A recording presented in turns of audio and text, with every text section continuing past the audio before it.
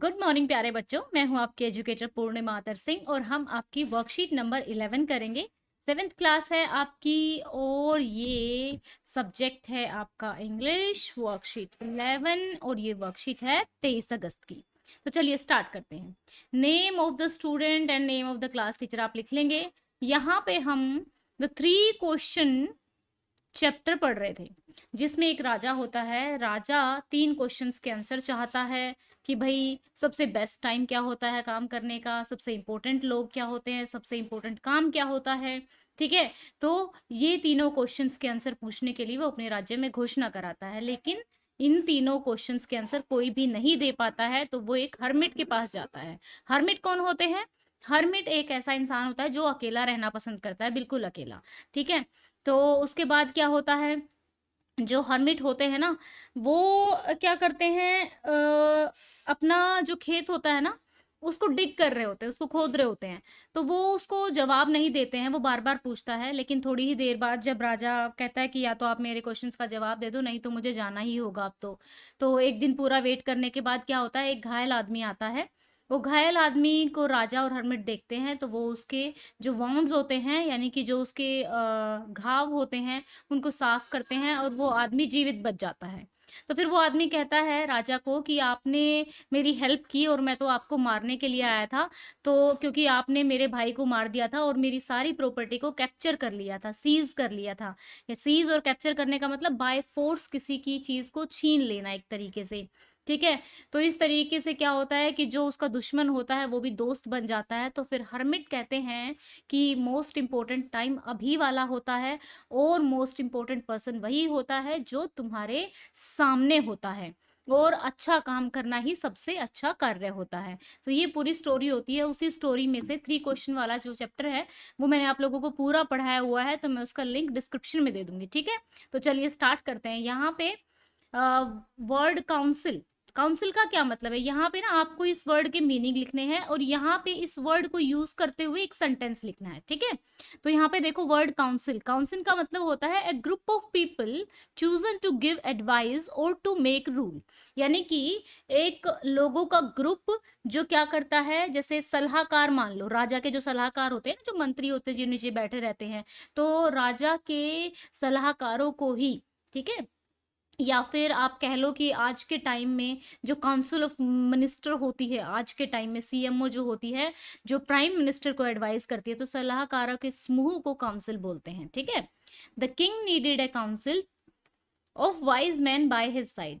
राजा को एक जो बुद्धिमान काउंसिल की जरूरत पड़ती है अपने राज्य को चलाने के लिए। अब बात करते हैं वुड्स। वुड्स होती है, देखो वुड और वुड्स का मतलब एक छोटा सा फॉरेस्ट, स्मॉल फॉरेस्ट, जो जंगल है, वहां पे कौन रहता था? हर्मिट रहता था। The hermit lived in a would which he never left. क्या करता था हर्मिट? कहाँ पे रहता था? वुड्स में रहता था, जो कि वो कभी नहीं छोड़ता था।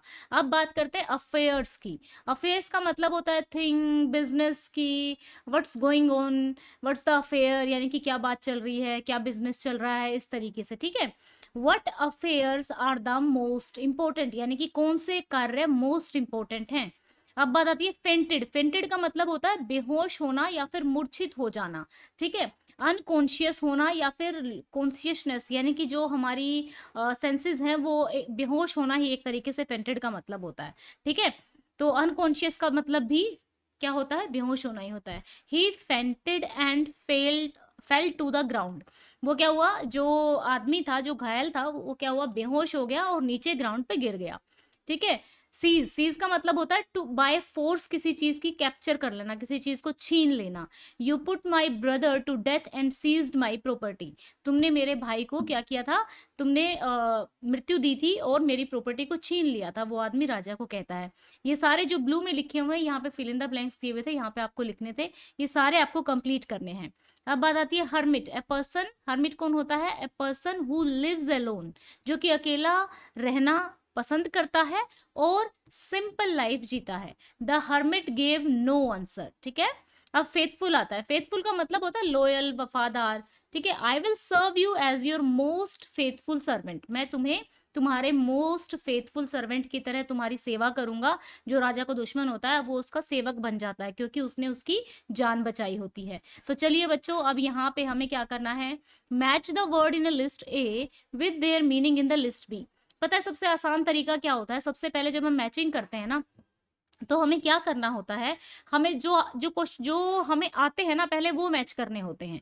ठीक है, तो सबसे देखो, फॉरगिव का मतलब होता है माफ करना। ठीक है, तो यहाँ पे हम फॉरगिव से हम पार्डन जो होता है, पार्डन भी जो होता है हमारा क्या होता है, यहाँ पे माफ करना होता है, पार्डन सॉरी होता है। ठीक है, अब यहाँ पे रिटर्न, यहाँ पे इस तरीके से जो जो आपके माफ करने वाले ना, ये देखो, give back, goat up from sleep, lost consciousness, तो यहाँ पे फेंटेड होगा, तो फेंटेड में हमारा क्या आ गया, लोस्ट कॉन्शियसनेस आ गया।